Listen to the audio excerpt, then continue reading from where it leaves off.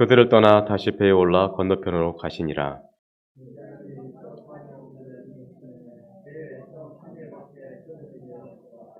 예수께서 경고하여 이르시되 삼가 바리새인들의 누룩과 헤롯의 누룩을 주의하라 하시니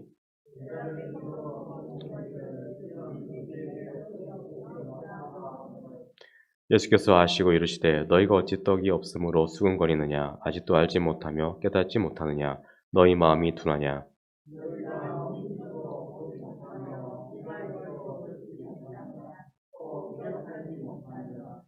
내가 떡 5개를 5,000명에게 떼어줄 때 조각 몇 바구니를 거두었더냐 이르되 12이니이다.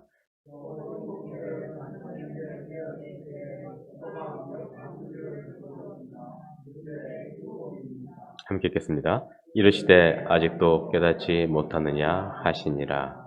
아멘. 예수님은 바리새파 사람들과 또 헤롯의 누룩을 조심하라 라고 말씀하셨습니다. 자, 여기에서 바리새파 사람들은 당시의 종교의 지도자들을 의미합니다. 그리고 헤롯 왕은 정치의 리더를 의미하였죠. 자, 오늘 제자들은 누룩을 조심하라고 말씀하신 그 예수님의 말씀을 이해하지 못하였습니다. 그래서 누룩에 대한 말씀이 얼마 전에 오병이어 있을 때 그때 가져오지 못한 떡으로 그들은 이해를 하였습니다. 지금 그들의 손에는 떡 1개가 놓여져 있었습니다. 예수님은 제자들에게 다음과 같은 말씀으로 경고하셨습니다. 조심하라. 바리새파 사람들의 누룩과 헤롯의 누룩을 조심하라 라고 말씀하셨습니다. 제자들은 이 말씀을 듣고 수군거렸습니다. 아, 우리에게 떡이 없어서 그러시나 보다 라고 자기들끼리 수군거리는 그러한 내용들을 예수님께서 듣고 계셨습니다. 그래서 다음과 같이 말씀하셨습니다. 예수께서 아시고 이르시되 너희가 어찌 떡이 없으므로 수군거리느냐 아직도 알지 못하며 깨닫지 못하느냐 너희 마음이 둔하냐라고 말씀하셨습니다. 자, 본문의 제자들은 예수님이 말씀하신 그 말씀이 떡의 문제가 아니라 누룩의 문제라는 것을 눈치채지 못하였습니다. 성경에서 누룩은 악한 것을 의미합니다. 자, 오늘 우리는 본문의 말씀을 통하여서 바리새인들과 헤롯의 무엇을 우리가 조심해야 할 것이며 또 우리는 어떠한 방향으로 나아가야 될지를 함께 나누고자 합니다. 우리가 함께 오늘 나눌 말씀을 통하여서 한 주간의 삶 가운데 큰 위로와 힘을 얻으시길 간절히 소망합니다. 먼저는 외식주의의 그러한 누룩을 조심해야 합니다. 자, 오늘 본문에서 예수님은 바리새인들과 헤롯의 누룩을 조심하라 라고 말씀하셨습니다. 그렇다면 여기에서 바리새인의 누룩은 무엇이겠습니까? 바로 외식입니다. 겉으로만 꾸미고 안의 내용을 갖추지 못한 것을 의미합니다. 자, 우리가 잘 아는 대로 바리새인들은 그들의 전통을 매우 중요하게 생각을 했습니다. 그들은 종교적인 형식과 틀을 지키는 데 매우 민감했던 사람들이었습니다. 그러나 그들에게는 오류가 하나가 있었습니다. 그것은 종교적인 형식을 갖추는 것에 열심은 내었지만 내용을 갖추지 못한 것이었습니다. 그래서 예수님은 바리새인들을 꾸짖을 때 다음과 같이 말씀하셨습니다. 회칠한 무덤이여. 자, 열심히 무덤의 곁을 꾸미기는 하였지만 그게 무슨 필요가 있겠습니까? 네, 안은 썩어서 냄새가 나는 시체에 그 썩은 것들이 있고 또 뼈들만 있는데 겉만 꾸민다고 해서 그게 무슨 의미가 있겠습니까? 자, 아프리카에 사는 뱀잡이 수리라는 새가 있다고 합니다. 자, 이 뱀잡이 수리는 독수리과에 속하는데요.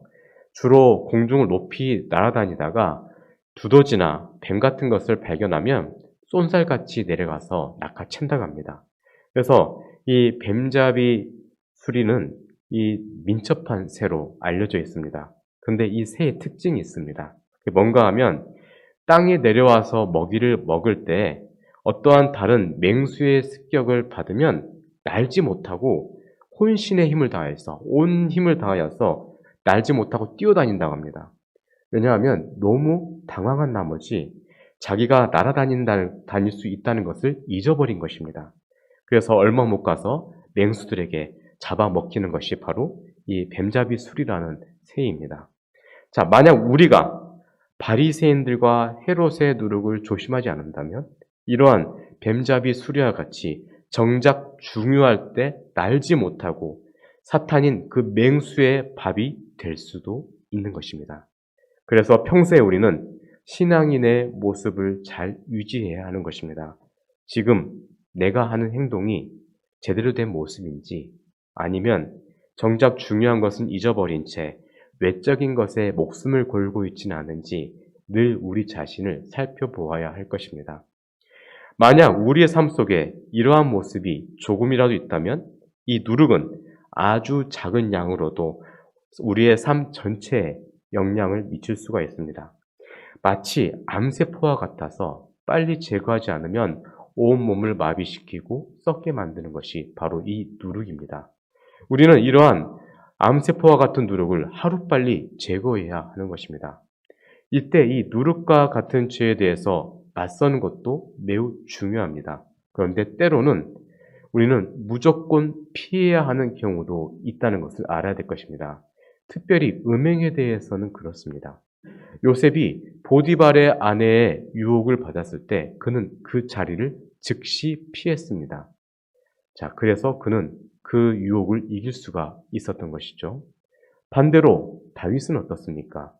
다윗은 피하지 않았습니다. 그렇기 때문에 걸려서 넘어지고 만 것이죠. 다윗은 늘 전쟁에서 이기고 이겼습니다. 그래서 온 나라가 안정이 되었고 이제는 전쟁의 시기에도 굳이 자기가 전쟁에 나가지 않아도 되는, 즉 낮에 낮잠을 자도 되는 그러한 여유가 그에게 생겼습니다. 그때 그는 한 여인의 벌거벗은 그 모습으로 목욕을 하는 그 여인의 모습을 보았습니다. 그리고 그는 그 자리를 피하지 않았습니다. 결국 그것 때문에 그 여인과 동침하게 되었고 결국은 우리가 아는 대로 참담한 결과를 그가 맞이하게 되었습니다. 자, 이러한 죄는 또 다른 죄를 낳게 됩니다. 결국 다윗이 경험한 그러한 죄의 결과는 무엇이었습니까? 자식들이 근친상간을 하게 되고 또 자식에게 배신을 당하여서 광야에서 맨발로 쫓기게 되는 그러한 상황이 그에게는 있었던 것입니다. 자, 이것이 바로 죄라는 누룩의 결과입니다. 주님은 이러한 죄의 누룩의 모습을 하고 있는 이 바리새인들의 모습을 마태복음 12장 23절에서 예리하게 지적하십니다. 화 있을진저 외식하는 서기관들과 바리새인들이여 너희가 박하와 회양과 근체 11조 드리되 율법에 더 중한 바 정의와 긍휼과 믿음은 버렸도다. 그러나 이것도 행하고 저것도 버리지 말아야 할지니라입니다. 자, 그들은 아마도 우리의 신앙생활보다 더 거룩하고 진지하게 그들은 신앙생활을 했을 수도 있습니다. 그럼에도 불구하고 예수님이 이 바리새인들을 책망하신 이유가 무엇이겠습니까? 그들에게는 진정성이 없었기 때문입니다. 그들이 열심히 했던 11조는 남들에게 보여주기 위한 11조였고 예배의 참여와 봉사와 같은 것들은 믿음이 있어서 행한 것들이 아니라 자신을 드러내기 위해서 그렇게 봉사와 예배를 드리고 했던 것입니다. 그래서 그들의 모습은 언제나 이중적이었습니다.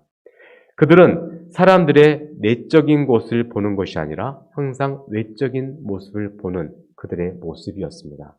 자, 누가복음 7장 36절 이하에 보면 예수님께서 바리새인의 집에서 식사를 하신 내용이 기록되어 있습니다. 그때 죄인인 한 여자가 와서 예수님의 발에 향유를 붓고 눈물로 발을 씻겨 드립니다.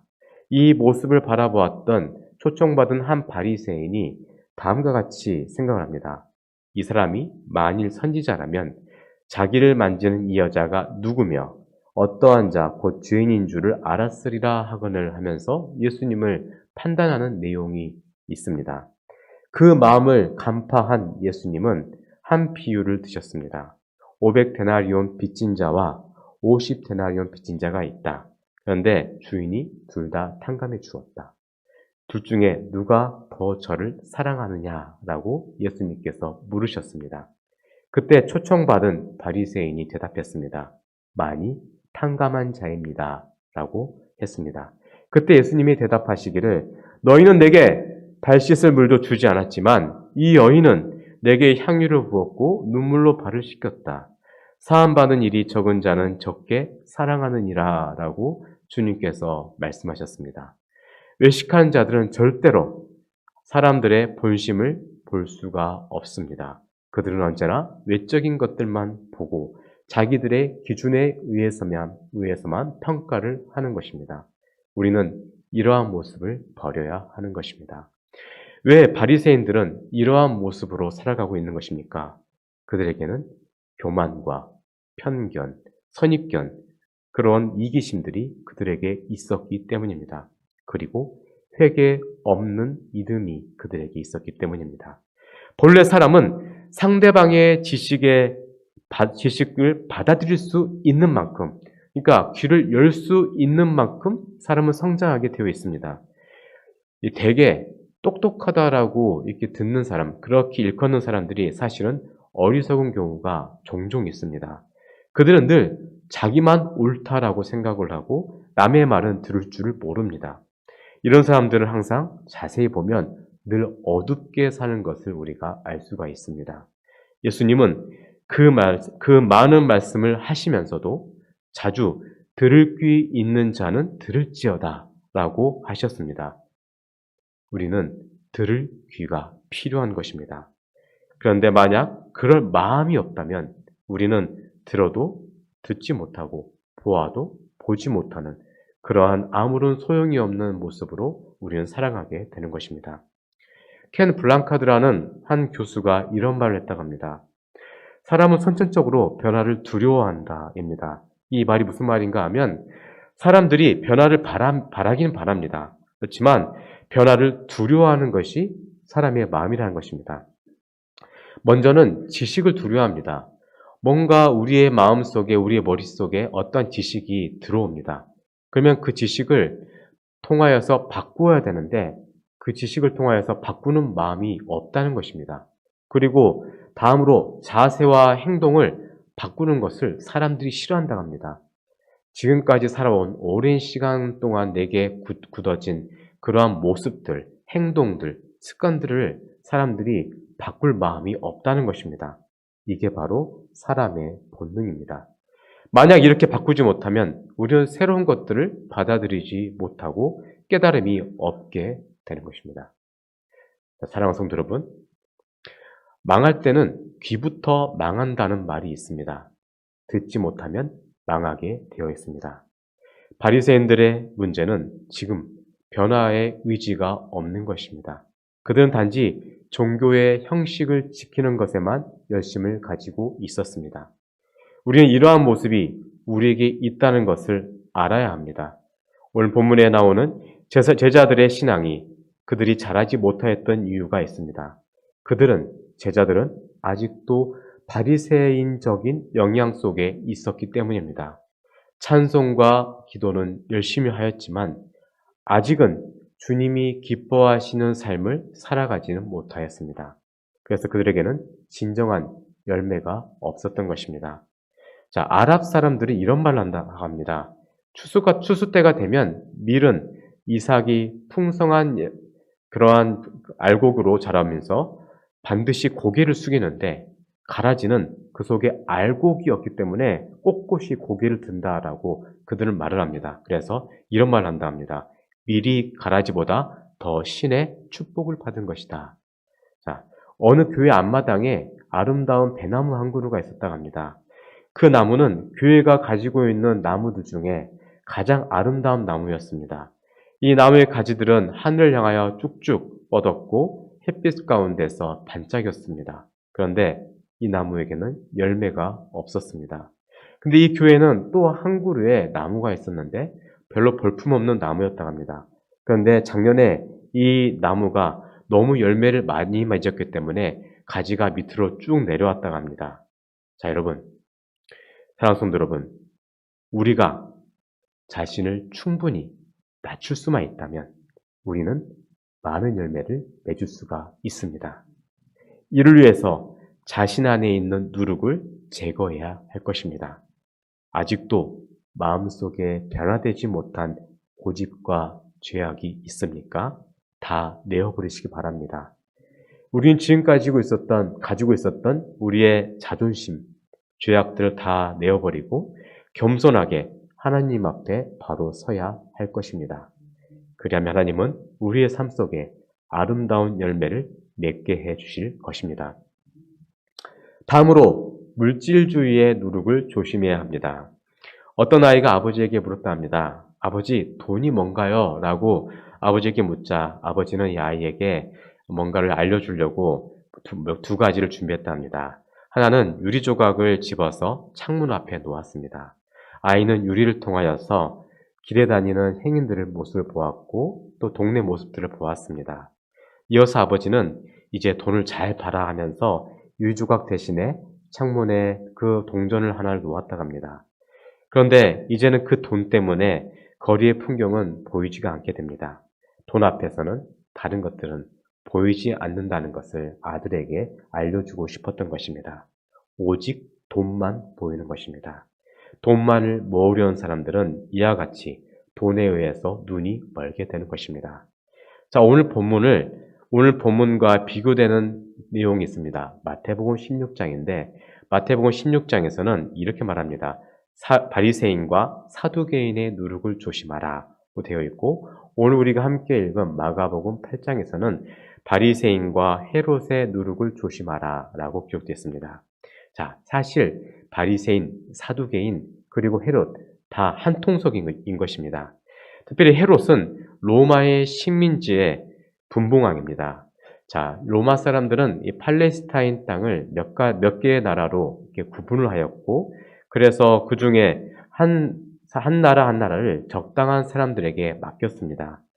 그래서 헤롯은 그 팔레스타인 지역의 한 부분을 맡아서 다스리고 있었던 분봉왕이었습니다.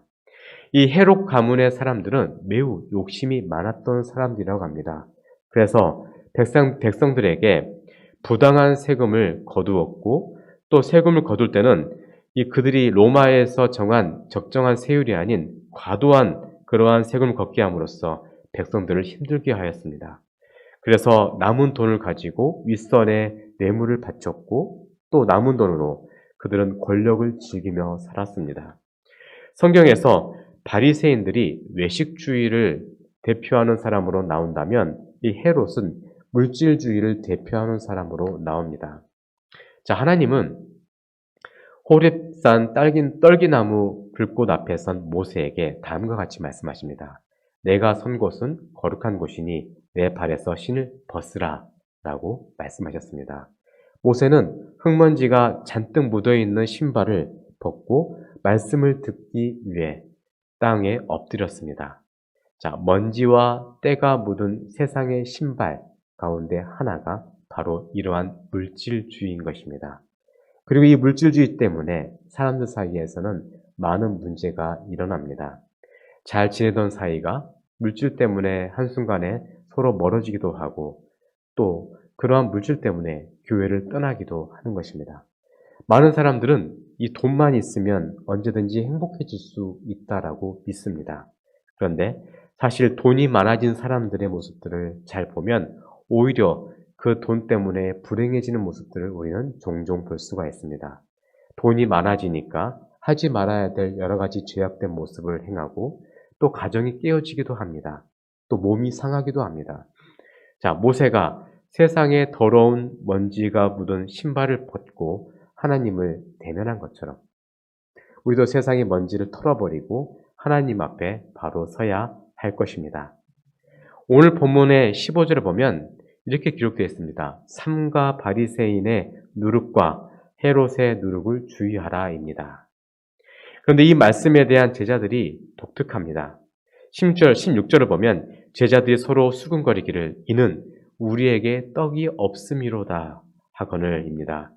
자, 지금 제자들에게 있었던 오병이어의 현장에서 챙겨오지 못한 그 음식 때문에 방금 말씀하신 바리새인과 헤롯의 누룩을 조심하라 라는 그 말씀이 들리지가 않았던 것입니다. 사람들은 어떤 생각에 젖어 있으면 자기가 듣고 싶은 것만 듣고 자기가 마음대로 자기 생각대로 해석하는 그러한 모습들이 있습니다. 오늘 본문에서 주님은 이러한 제자들의 모습을 보시고 아직도 알지도 못하고 깨닫지도 못하며 마음이 둔하다라고 말씀하셨습니다. 그래서 주님은 그들에게 떡 5개와 물고기 2마리로 12방울지를 남긴 기적과 그리고 떡 7개와 물고기 2마리로 4,000명을 먹이고 7바구니를 남긴 것을 생각하라 라고 말씀하십니다. 예수님은 그들에게 이러한 기적이 이 기적에서 무엇을 배웠느냐라고 그들에게 물으셨습니다. 그런데 제자들은 거기에서 끼니 걱정으로 생각이 가득하다 보니 예수님의 비유의 가르침을 전혀 이해하지 못하였습니다. 지금 제자들의 마음을 지배하고 있는 것은 물질에 대한 생각, 끼니에 대한 생각만 있었던 것입니다. 자, 영국의 한 신문사에서 현상금을 걸고 이러한 질문을 내걸었습니다. 돈이란 무엇인가? 정의를 내리라 라는 설문에 현상금을 걸었습니다. 사람들이 이 응모를 위해서 많은 답을 냈습니다. 돈이란 시간이다, 돈은 생명이다 등등등 나름대로의 좋은 말들을 다 내놓았습니다. 그런데 이 설문의 당선자는 의외로 너무나도 진중하고 너무나도 간단한 그러한 진리를 그 신문사에 내었는데 그 주인공은 어린 아이 신문 배달원이었습니다. 그 아이가 이렇게 말했답니다.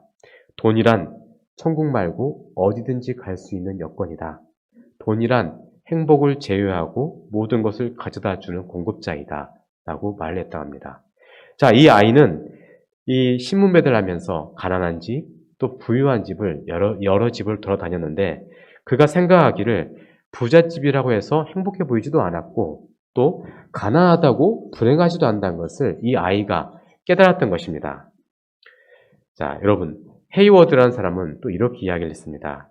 사람이 천국에 가지 못하는 것은 그가 재물을 소유하고 있다는 사실이 아니라 재물이 그를 소유하고 있기 때문에, 재물이 그를 가지고 있기 때문에 그렇다라고 말했다 합니다. 자, 그렇습니다. 돈이 문제가 되는 것은 돈 자체 때문에 그 문제가 생기는 것이 아니라 돈이 사람을 지배하기 때문에 돈 때문에 문제가 생기는 것이죠. 사람이 돈의 노예가 되기 때문입니다. 정신도 가치관도 다 돈에게 빼앗기는 것입니다. 완전히 돈에 미치게 되는 것이죠. 그래서 그들이 천국에 못 가는 것입니다. 그래서 예수님은 이렇게 말씀하셨습니다. 부자가 천국에 가는 것이 낙타가 바늘구멍으로 들어가는 것보다 어렵다라고 말씀을 하셨습니다. 오늘 본문에서 제자들은 먹는 것에 사로잡혀 있었습니다. 그래서 예수님의 말씀을 제대로 듣지 못하였던 것이죠. 그들은 또한 세상적인 가치관 때문에 눈이 멀어 있었습니다. 여러분, 물질은 필요합니다. 성경도 물질의 필요에 대해서 부정하지는 않습니다. 그러나 물질은 숭배의 대상은 아닙니다. 만약 우리가 이러한 부분에서 극복하지 못한다 하면 결국은 물질의 노예로 살 수밖에 없습니다. 존 웨슬리는 이런 말을 했다고 합니다. 나는 주머니가 회개하지 않는 그런 사람의 회개는 신용하지 않는다. 자, 무슨 말인가 하면 한 사람이 정말 회개했다면, 정말 변화되었다면 그 돈을 쓰는 용도를 보면 알 수가 있다는 것입니다. 나를 위해 쓰는지 하나님을 위해서 쓰는지 그것을 보면 이 사람이 진짜 회개한 사람인지 아닌지를 알 수가 있다는 것입니다. 돈과 인간의 관계는 마치 배와 물과의 관계도 같습니다. 물이 없으면 배는 아무런 소용이 없습니다. 그리고 배 안에 물이 들어오면 배는 물속으로 침몰하게 되는 것입니다. 자, 우리에게 물질은 필요한 것입니다. 그러나 물질이 우리를 지배하게 된다면 이것은 마치 파선한 배와 같아서 희망이 없어지게 되는 것입니다. 그래서 성경은 돈을 사랑함이 일만하게 뿌리라 라고 말씀합니다. 오늘도 많은 사람들이 물질주의 속에서 돈이면 무엇이나 다 할 수 있다는 생각에 빠져 있습니다. 이런 생각은 내 자신과 교회와 민족을 부패하게 만드는 것입니다. 자, 돈에 대한 이러한 명언이 있습니다. 돈으로 침대는 살 수 있으나 돈으로 잠은 살 수 없습니다. 돈으로 책은 살 수 있으나 돈으로 지성은 살 수 없습니다. 돈으로 음식은 살 수 있으나 돈으로는 식욕은 살 수 없습니다. 돈으로 건물은 살 수 있으나 돈으로 행복한 가정은 만들 수 없습니다. 돈으로 약은 살 수 있으나 돈으로 건강은 살 수가 없습니다. 돈으로 사치는 살 수 있으나 돈으로 문화는 살 수 없습니다. 돈으로 쾌락은 살 수 있으나 돈으로 행복은 살 수 없습니다. 돈으로 황금의 놀이개는 살 수 있으나 돈으로 예수 그리스도는 살 수가 없습니다. 여러분, 돈으로 살 수 없는 것들이 사실 더 많이 있습니다. 특별히 하나님, 그리고 하나님 주신 영생, 그리고 천국, 구원은 돈으로 살 수 있는 것이 아닙니다. 사랑하는 성도 여러분, 우리는 돈으로 살 수 없는 하나님의 나라를 이미 소유하고 있는 사람입니다. 그렇기 때문에 정말 중요한 본질에 우리는 집중해야 할 것입니다. 그 집중해야 할 단 한 가지는 바로 예수 그리스도이십니다. 세 번째로 진정한 만족은 복음에서 나온다는 것을 우리가 알아야 됩니다. 요즘에는 어느 집에 가든지 다 수세식 화장실이 있습니다. 그리고 욕조와 샤워 시설도 대부분은 다 갖추고 있습니다. 그리고 그걸 갖추는데 큰 돈이 들어간 것도 아닙니다. 그런데 지금으로부터 100년 전만 하더라도 유럽의 일부 왕과 귀족들이 아니면 감히 상상할 수 없는 것들이 바로 수세식 화장실이었습니다. 자, 우리가 잘 알듯이 조선시대에 최고의 영화를 누렸던 왕과 비빈들도 사실은 궁궐 후원에 가림막을 쳐놓고 하늘을 지붕 삼아서 그렇게 목욕을 했고 그렇게 용변을 보았습니다. 그러니까 지금 우리는 그 옛날 어떤 특권의 계층 사람들도 누리지 못했던 영화를 우리는 누구나 누리고 있습니다. 그럼에도 우리는 지금 우리가 가지고 있는 것에 만족하지 못하고 있습니다. 이러한 모습에 대하여서 성경은 다음과 같이 말씀합니다. 전도서 5장 10절 말씀에 은을 사랑하는 자는 은으로 만족하지 못하고 풍요를 사랑하는 자는 소득으로 만족하지 아니하나니 이것도 헛되도다입니다. 자, 오늘 본문에서 예수님이 배에 오르셔서 건너편으로 이동하셨습니다. 그때 14절을 보면 다음과 같이 기록되어 있습니다. 제자들이 떡 가져오기를 잊었음에 배에 떡 한 개밖에 그들에게 없더라. 자, 여러분, 맞습니다. 그들에겐 지금 사실 떡 한 개밖에는 없었습니다. 자, 이게 무슨 말인가 하면 지금 마가복음을 기록한 마가는 이 본문을 통하여서 워드 플레이를 하고 있는 것입니다. 네. 자, 창세기 3장 23절을 보면 이런 구절이 있습니다. 아담이 이르되 이는 내 뼈 중에 뼈요 살 중에 살이라 이것을 남자 이씨에게서 취하였은즉 여자 이씨아라 부르리라 하니라. 자, 이씨와 이씨아가 있습니다. 이게 무슨 말인가 하면 히브리어로 남자는 이씨고 히브리어로 여자는 이씨아입니다. 왜 비슷한 발음을 할까요? 둘이 한 근원에서 나왔다는 것을 말씀하기 위해서 하나님께서는 일부러 그렇게 말씀하신 것입니다. 자, 그리고 아담이 흙에서 나왔다는 것을 알려주기 위해서 히브리어의 이 흙이라는 단어 아다마에서 아담이라는 단어가 나온 것입니다. 그렇습니다.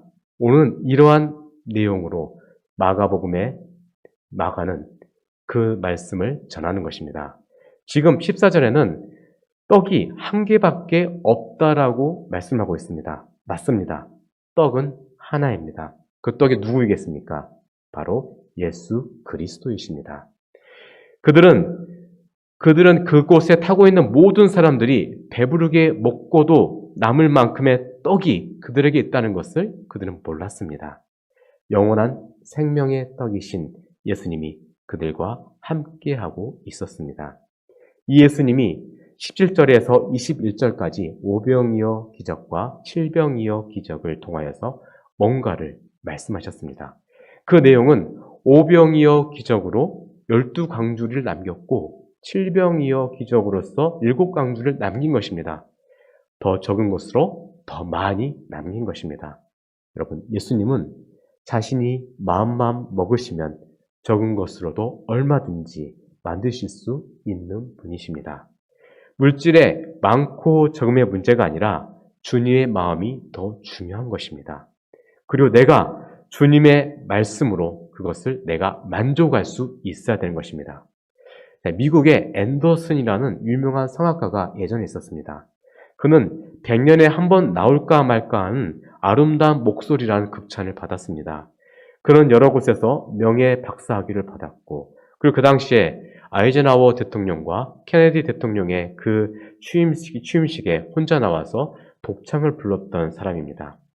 자, 이러한 유명한 사람인데 그는 사실 흑인이었고, 그리고 배움이 없었던 사람이었습니다. 그가 이렇게 고백을 합니다.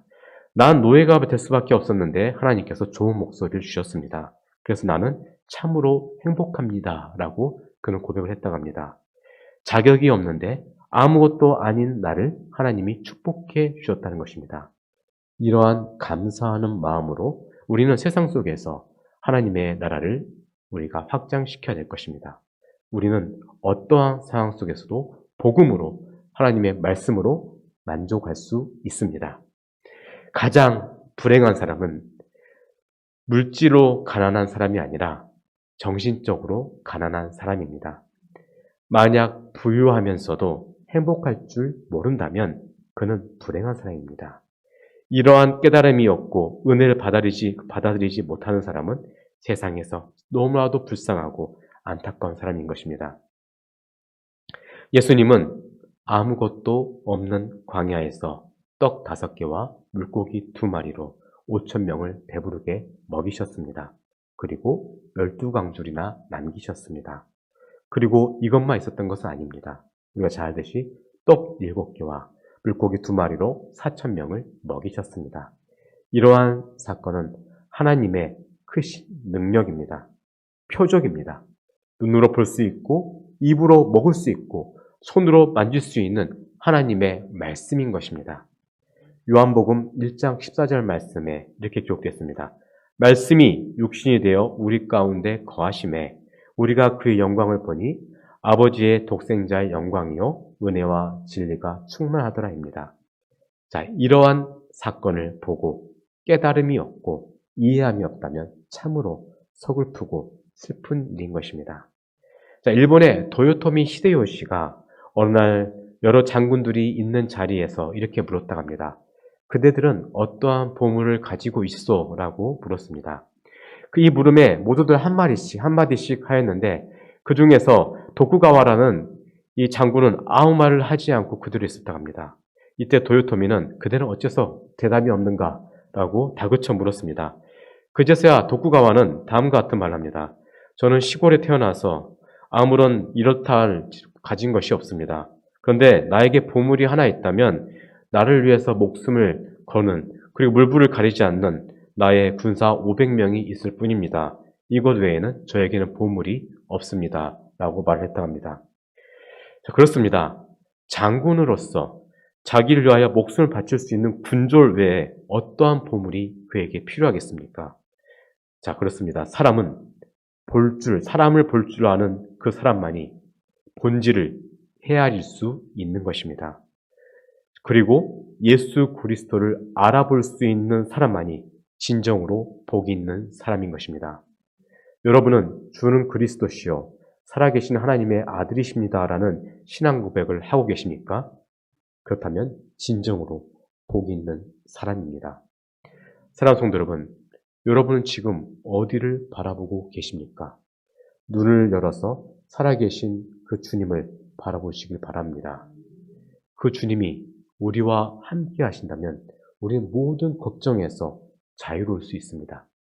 혹시 어떠한 염려를 갖고 계십니까? 기도하십시오. 하나님께서 여러분들의 기도를 듣고 계십니다. 혹시 어려운 문제로 낙심하고 계십니까? 울적한 마음으로서 힘들어하고 계십니까? 주님이 함께 하시면 우리는 반드시 일어날 수 있습니다. 지금 우리는 여러 가지 마음의 문제로, 여러 가지 힘든 문제로 우리는 어려운 시기를 살아가고 있습니다. 우리는 이러한저런 문제를 가지고 주님께 다시 돌아와야 할 것입니다. 말씀이신 주님은 모든 문제에서 우리를 반드시 자유롭게 만들어 주실 것입니다. 예전에 미국 남부에 살던 한 흑인이 그 주인의 집에서 도망쳐 나왔습니다. 그리고 시카고로 가서 거기에 한 변호사를 만났습니다. 변호사가 그 흑인에게 물었습니다. 자네는 먹고 살기가 힘들어서 도망 나왔나? 라고 묻자 흑인이 대답합니다. 아닙니다. 제가 있었던 집에서는 먹을 것이 많이 있었습니다. 그러면 사는 곳이 누추해서 도망 나왔나? 라고 물었습니다. 그리고 또 대답합니다. 아닙니다. 살고 있었던 집은 썩 좋은 곳이었습니다. 그래서 또 이번에는 물었습니다. 그러면 주인의 학대가 심했던 모양이군? 라고 묻자 또 대답합니다. 아닙니다. 천만에요. 주인의 학대는 전혀 없었습니다. 그러면 일이 고됐나 보군? 그러니까 일의 양은 많지 않았습니다. 자, 이 변호사가 묻습니다. 그럼 자넨 왜 좋은 환경을 놔두고 도망을 쳤는가? 라고 물었습니다.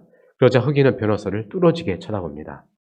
제 환경이 그렇게 좋아 보이시거든 선생님이 대신 노예로 살아가 보십시오. 라고 하더랍니다. 이 탈출한 노예에게는 모든 좋은 여건이 있다 할지라도 단 한 가지가 없었기 때문에 도망 나온 것입니다. 바로 자유가 없었기 때문입니다. 세상에 좋은 조건들이 우리에게 있다 할지라도 주님이 주시는 참된 자유가 없다면 우리에게는 아무런 의미가 없는 것입니다. 한 조류학자가 깊은 산속에서 새끼 앵무새 한 마리를 발견하고 그리고 그 새의 아름다운 노래를 듣기 위해서 새장에 넣었습니다. 그리고 마당의 한쪽에 그 새장을 놨는데 며칠 후에 그 어미 앵무새가 오더랍니다. 그래서 어미 앵무새가 새장 안에 있는 새끼 앵무새에게 늘 먹을 것을 가져다 주더랍니다. 그런데 얼마의 시간이 지난 이후에 이 새끼 새가 죽었습니다. 조류학자는 이유가 뭔가 하고 궁금해서 연구를 해보았습니다. 근데 죽은 원인을 보고 깜짝 놀랐다고 합니다. 어미새는 새장에 갇힌 새끼를 참아 볼 수가 없었기 때문에 매일매일 독이 든 열매를 그 새끼에게 주었다는 한 것입니다. 여러분, 자유가 없다면 죽은 것과 마찬가지입니다. 우리에게 자유는 오직 예수님을 통한 참된 자유만이 있을 것입니다. 우리는 예수를 믿기 전에 사탄의 종으로 살았습니다. 그러나 이제는 예수님께서 예수 그리스도가 우리를 위해 십자가에 매달려 죽으심으로 그것을 믿게 하심으로써 진정한 자유, 참된 자유를 얻게 되었습니다. 그 예수님은 참된 양식이십니다. 그리고 그분이 우리를 위하여 흘리신 그 피는 우리의 참된 음료가 되었습니다. 이제 우리는 어렵고 힘들 때마다 그분의 말씀을 믿고 먹고 또 그분이 흘려주신 그의 피를 의지함으로써 세상을 이길 수 있게 되었습니다. 주님은 우리에게 요한복음 16장 33절에서 다음과 같이 말씀하셨습니다. 이것을 너희에게 이르는 것은 너희로 내 안에서 평안을 누리게 하려 함이라. 세상에서는 너희가 환난을 당하나 담대하라. 내가 세상을 이겨노라 입니다. 사랑하는 성도 여러분, 주님이 세상을 이기셨습니다. 우리도 주님과 함께 세상을 이겨낼 수 있습니다.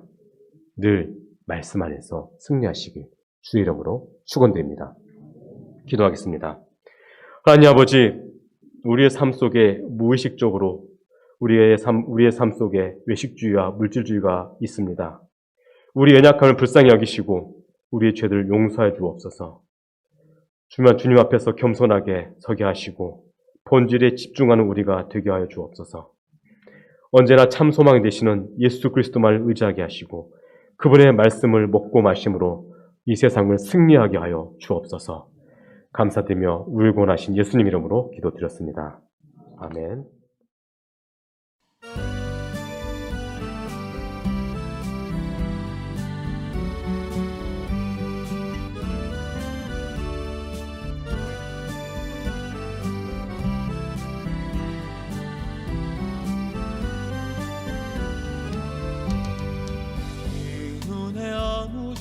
아니 되어도 믿음만을 가지고서 늘 걸으며 이 귀에 아무 소리 아니 들려도 하나님의 약속 위에 서리라.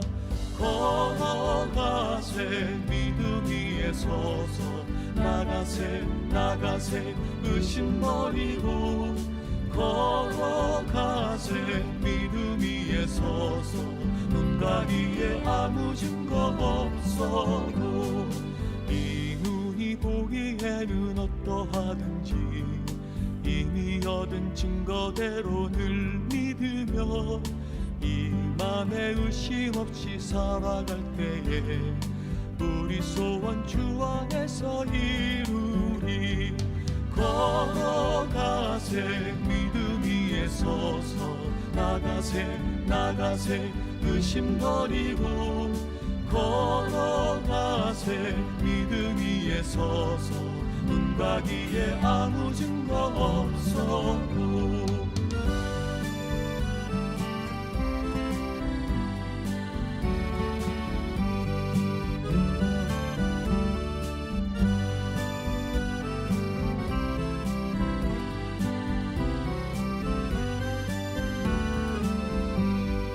주님의 거룩함을 두고 맹세한 주 하나님 아버지는 참 이쁘다 그 귀한 모든 약속 믿는 자에게 능치 못할 무슨 일이 있을까 걸어가세 믿음 위에 서서 나가세 나가세 의심 버리고 걸어가세 믿음 위에 서서 눈 가기에 아무 증거 없어도 걸어가세 믿음 위에 서서 나가세 나가세 의심 버리고 걸어가세 믿음 위에 서서 눈 가기에 아무 증거 없어도